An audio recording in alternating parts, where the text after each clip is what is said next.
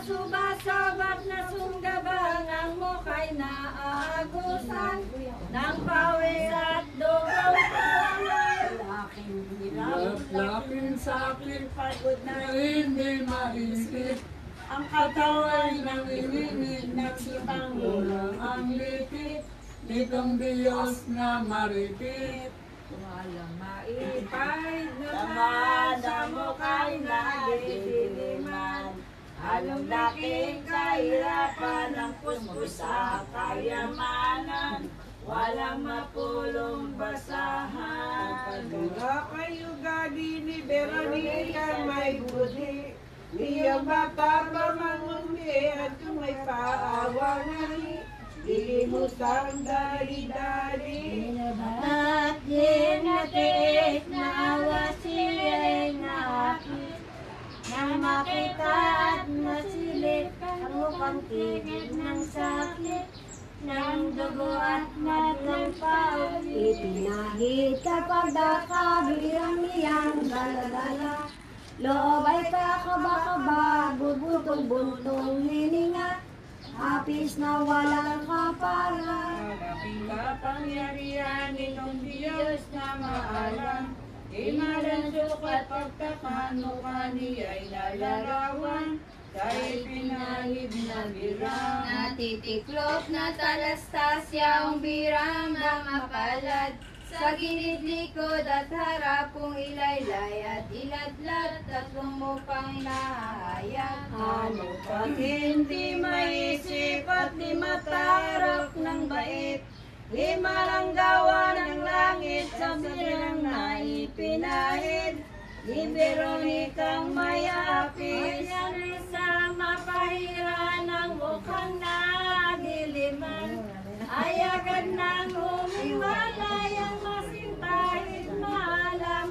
Puso ay halos matunaw. Inilakad na si Kristo niyang mga pariseo. Nalos itinatakbo sino kaya't ating tao.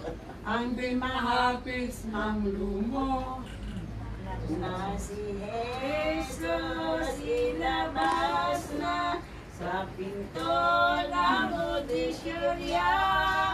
Ay alas 11 ang oras, puros na'y daladala sa lupa ay inila. Bandang pagkalagay, iyang pinto nilabasan. Ay nasa gawing kanluran at sa daong silangan ng Golgotha sa salon. Laking sakit, laking dusa, laking hirap ang binata. Di na mabuhat ang paa sa bundok sumasaluna. Inaayop, minumura, lalo pang nakagugulat. Tambor, trumpet at pagkaka. Ingay na nakitimpalak, sigaw na lubang malakas. Nang ministrong nagtatawag. Katawan ay nanghihina, ng Mesiyas na dakila. Kabigat na di kawasay, ginabak sa lupa, yaong kurod na mahaba. At ikatlong anito, pagkaparaan ni Kristo, katawan ay nalulumo, nanginginig ng totoo, litid 10 mga buto. Sa lupa'y napasub-asub ang mukhang mahal ni Jesus. Nasasanat na kuskus ang malaking pagkapagod, gutom at madlang gayukdo. Ang tuliya at kamay ay nangalimbag na tunay at pawa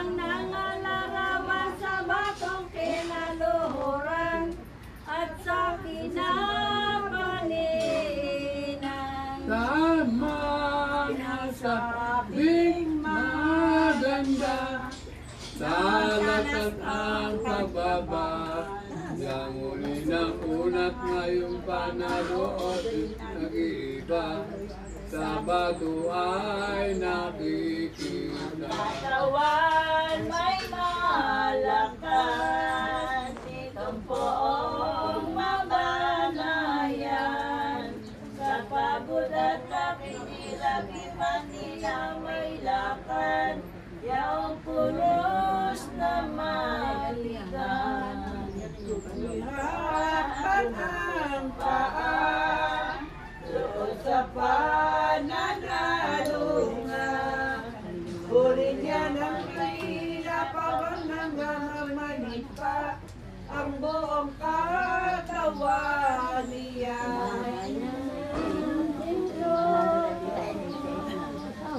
Lagay nitong kordero, sino kaya tatandao ngayon lang hindi mangloob sa mga bagay na ito.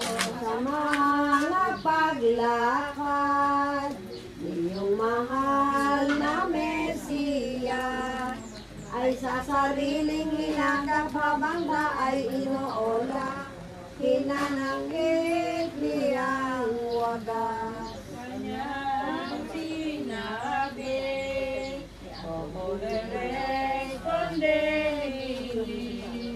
bayan ko ako'y dugo ni anong sala kong malaki, ako'y iyong Kinayari. Ano baga kataksilan, kawa ko iyon natingnan. At ganito ang ina sa lahat ninyong kagalitan, sa akin ay ibinaba. O bayan kong walang loob, bakit mo ako ginapos? Hinampas na walang tara sa tanong gawa kong buktot, ganito na ang pag-ayo. Bakit mo ako tinampal? Puros ay pinapasan. Sinuntok at sinikaran, minura mong walang humpay at di minundanganan. iyong pagkatuwagi. Huwag kang mag-alangin, tugon galing aking sabi, Bondemi. ayan ko'y tugunin, anong nagawa kong rinsil, na hindi mo minagaling ganito ang pag-iring, at nagmura mo sa akin. Ano ang isasagot mo sa gayong tanong Iglees? Nakinis na totoo ng makamtan mo't mata mo, ang puwat sa paradis. Ngunit ikaw na masama, mapaglilo at huhila, sa ganon o pagpapala ni Jesus haring dakila, ang ganti mo ay dalita. Iyon ang igabalisa, ipagpagituin na Papasan pagdadala na di maangat ang paa, doon sa pananalungan. naghihirap na totoo. Ang poong di binobermo, pagod ay di mamagkano at malayo pa nga rito, yaong bundok ng Kalbaryo. Ang sakriling ang mahaba na di maangat sa lupa, nakahihirap ang luha pag mo'y ginagasan iyong mga alekti.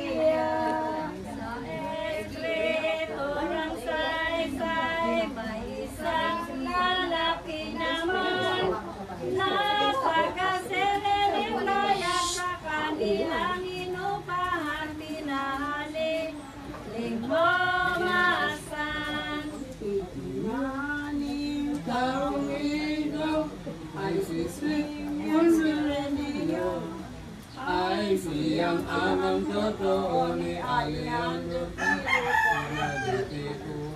Diyos ni Cristo. Aking simong pagdadala, kahit hindi nalaon niya. Muntirigigin ginawa ni Jesus na poong Ama, sa malaking hirap niya. Ay ano may lumbitiwan, isininyo ang pasan. Si Kristo'y siyang nagtagalang pa, di maiyak pa. Katawa'y bubuwal-buwal. Iyata na nga'y totoo nitong maamong kordero. Ang krusa'y lalapang ko kanilang ipinatungo. Sa bundok nga ng Kalbaryo. Pantas, anong pantas? Hoy, ano? Pantasan kaya ang pinatay itong Kalbaryo, di ba? Nang panahon una-una siya pinatawag nila, nabundok nga ng Moria. Piniling sinalungahan ng Patriarka Abraham. Doon niya inalay ng kaniyang pagbugutan. Dugo ni isang buhay. Kawangis nga at katulad ni Jesus siyang sisak. Sa Kalbaryo ay nang umakyat, pasan-pasan sa balikat. Yang buros na mabigat. Ito rin Kalbaryo naman pinili ng mga humang. Kay Kristo pagpapakuha ng kagatakong turingan ng mga Hebreyong tanan. Ay ano'y nagbumasin na ang mananakot sa sala. Sa lupa nilang talaga, nilubayang kapagdaka, niyong mga palamatan. Sa pagbuba niyong damit ng Mesiyas, at nabasuhan ng anggap sa di kawasang hirap. Sa pagpaknik na sa sugat, tuloy na may nalala. Ang sugat niya sa katawan, ang napigilan na lang ang inarmitan. Ang dugo ay naglataapaw. Korderang marikit ng ibot, walang imik. Nagbabatat na titiis ng himamakan ng sakit. Dahil sa taong bulitin. Sangubo ang matapos itong ating poong Diyos. Ay ang mga pariseyos nagmumulungalang tibobos ng ibang gawin kay Jesus. Sa ugali ng minsan ang papatayin sinuman. Ang hirap ng matagalan ay painumin naman ng alak na minirahan. lalo pag maghirap ang matiising Mesiyas, ay kanilang idinagdag doon sa mira at alak ang abdulubang masaklap. At ipinainom naman iyong mga tampalasan. Di rin lumagok muntiman at nang malubos na tunay ang kaniyang kahirapan. Sabi at tagana ni San Mateo nagwika, sa di uminom na kusa si Jesus ay alipala. Sa koros niya ay binahiga. Sa mabutasan na nila ang paalam at palipa, ibinabaw kapag naka ang iyong kamay niya, siyang pinanangkuang Nalilang isusunod ang tanang kamay ni Jesus. Ay di siya may umabot doon sa butas ng krus. Napagpapakuan kapos. Pagdaka ay dinagami yung mga taong husga. Hanggang pumakay sa bukas, kaso ay nalisan. Sa lakas ng pagkabatal, tumugot yung mga balakilap. Hanggang hindi na umabot ang kanang kamay ni Jesus. doon sa kutas ng krus. Ano pa ang hindi nagaso ng pong si Jesu Cristo? Pinakuha naman dito ng mga layas at lilo. Ito naman ay tingnan mo. Ang dugong ng bulat, di masabat, di maampat. Bago siyang katulad sa lupa ay nararanap.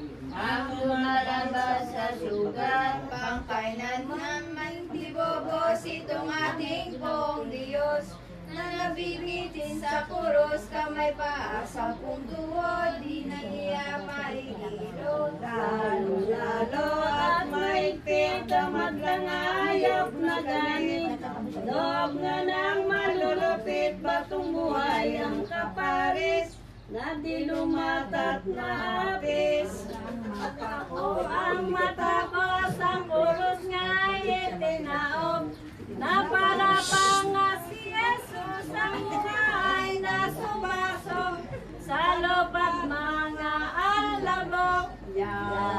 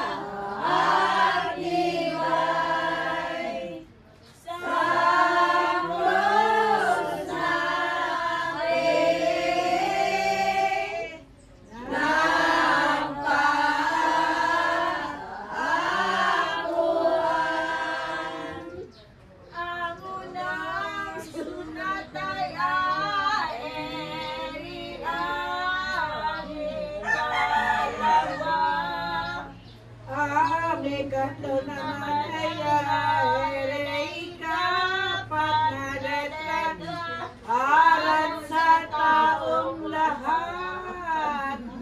Nagtatiping kahit kagugon sa latan ng panahon. Pagsisa natin yaon, pakundangan nasa pasyon ni Jesus nating pon. Abang-abang nasa mapagmali sa layaw. Ginawa ka lamang, wala laging katuwaan, di nahalinhan ng lumban. Walang yumaman sa lupa na hindi mo na nagdukha. Ang mga layaw at tumalit ay bawang balintuna. Alingaw-ngaw palibasa. Ano pa ang bawang lisil, dayang nilong sinuwahin. Mabuti sa tingin, ikaw kong pagmamalasig, nakahiling kong kahiling. Ikaw ay huwag pagidog sa dilang tuwa at lugon. Ang katawan mong mahirog, isang matay di magabot, nawawala't natatapon. Ano pa at pawang isukat natin ipanganib. Kabigat, malupit, bibigan at walang bait, mga kaway di matuwid. Kaligasayaw tama kang gaway, bawang linsan. Ayaw ang dapat ng sakit at maglanghirap. Jesus ay ikaw. Ama namin nasa langit ka, sambahin ang ngalan mo, sa amin ang kayaan mo. Sundin ang loob mo dito sa lupa, paano sa langit mo.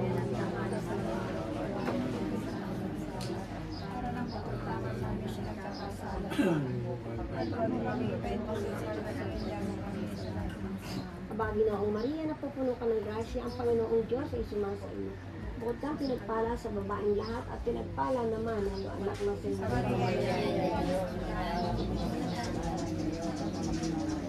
luwalhati sa Ama at sa Anak at sa Espiritu Santo. Sa ngalan ng Ama ng Anak at ng Espiritu Santo. Amen. Ay anong sa mairaos ang pagpapako kay Jesus ay ang manalilong loob. Ibinango na ang pulos at kanilang itinulog. Ay may langukay dahil ang pagtitirikan ang kurus ay inuman at kinandyot kapatuan sa kabiglang binitiwan. Dapat si Jesus Cristo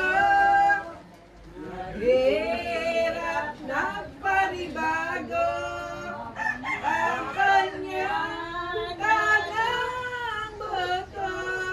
Ngayon na rin kataon, nakakasukas na pito. Pinakuan naman ang dalawang magnanakaw. Ano ba't pinakita niyan sa kaliwa at sa kanan na naging makasalanan?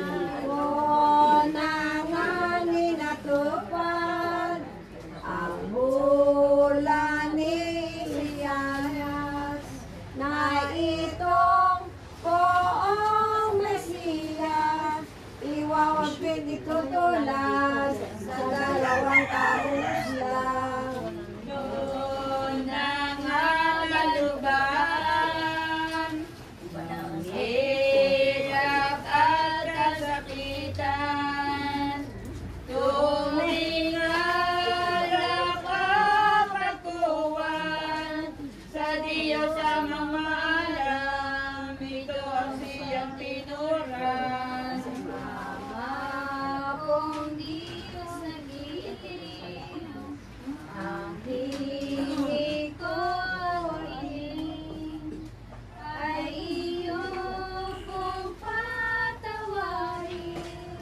Ang lahat ng taong pagsila ng pako sa akin.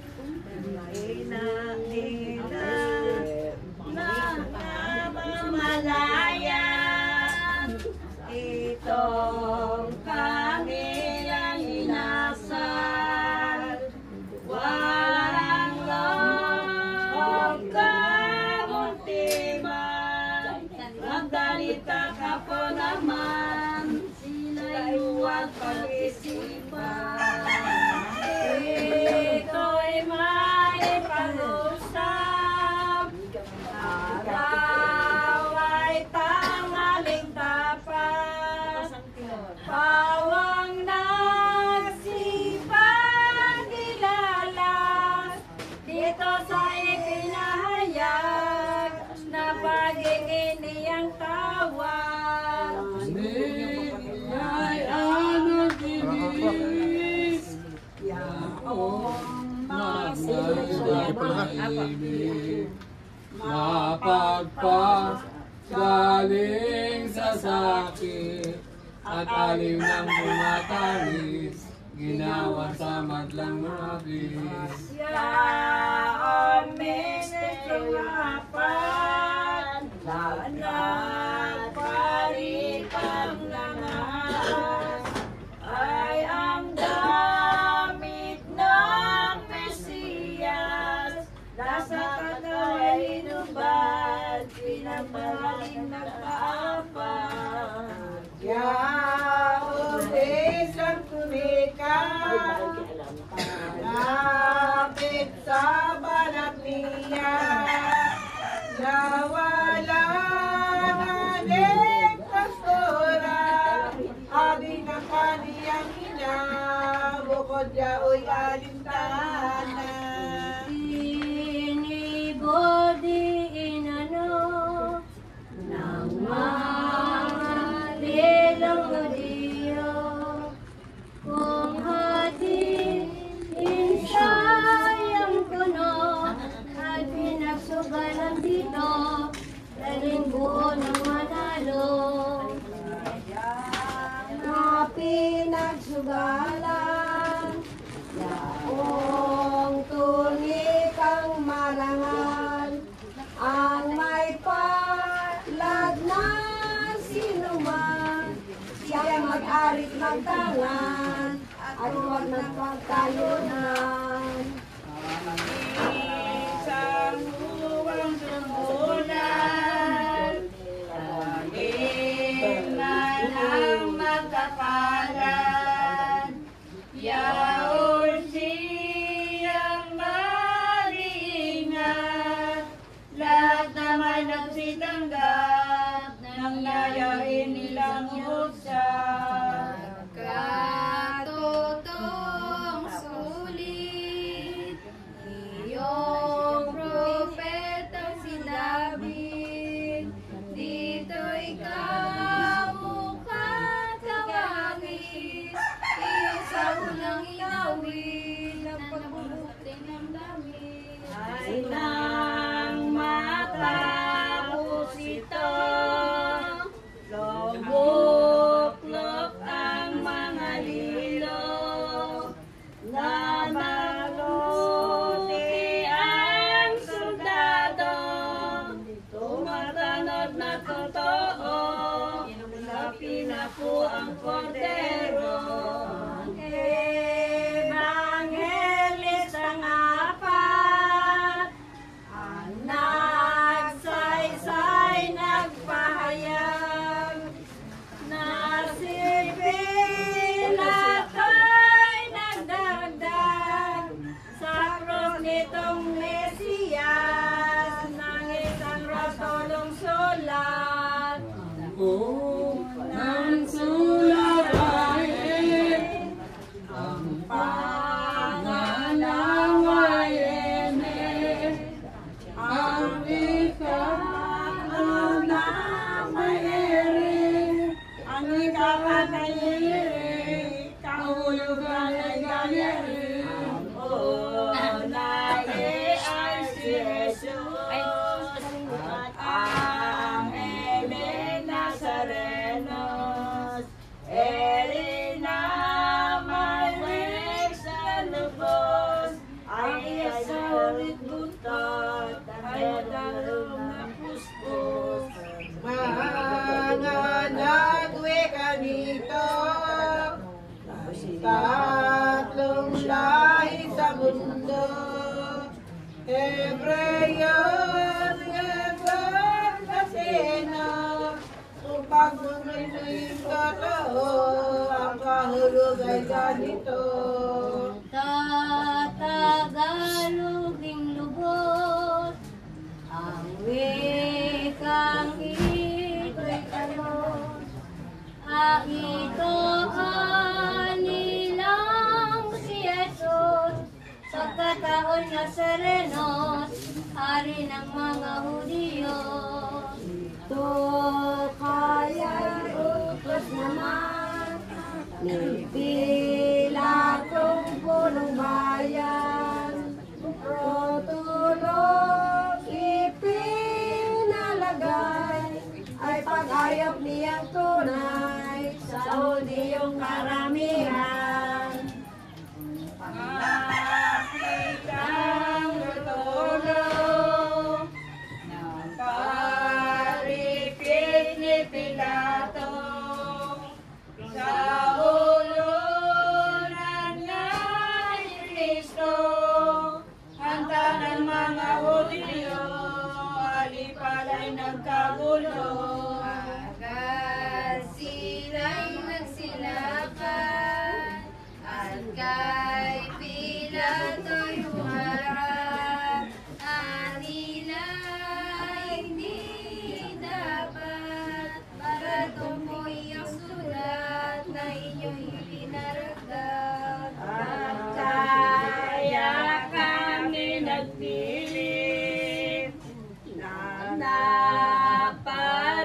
Espiritu't lumapit nang inyong kong ipalis, rotolong lis na lihis, ang palamay di matuwid.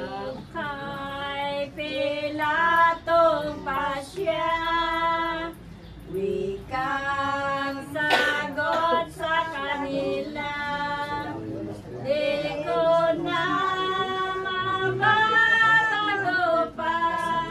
Nasulat ay nasulat na, wala nang pagkakaiba. At naman katuwiran, ang inyong pag-aapilan, ay di ko ipapagalaw. Ayun na kay manaw, dati ng mga kabiglan.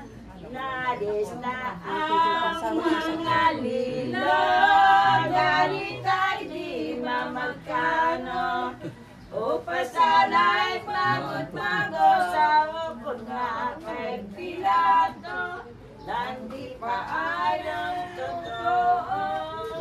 Sa pagkabayubay ni Kristo't nahihirapan, ay ang mga kapala sa pagmuray walang hupay, gustuhan na maglabian. Ang wika nilang pag-ayop at pumalik ang tibobos. Tunay na anak ng Diyos, magkalakat magugot ng pagkapakot sa koros. Kung